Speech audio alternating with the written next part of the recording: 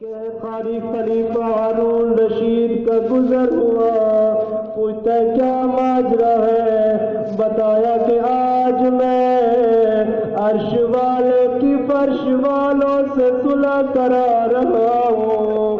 کچھ دن گزرے کہ یہی بہلول ہے قبرستان میں بیٹھا ہے، کبھی آسمان کی جانب دیکھتا ہے، کبھی قبروں کو دیکھتا ہے۔ پھر ہارون رشید کا گزر ہوا، پوچھتا آج پھر کیا ماجرا ہے، فرمایا آج میں فرش والوں کی عرش والوں سے صلح کرا رہا ہوں۔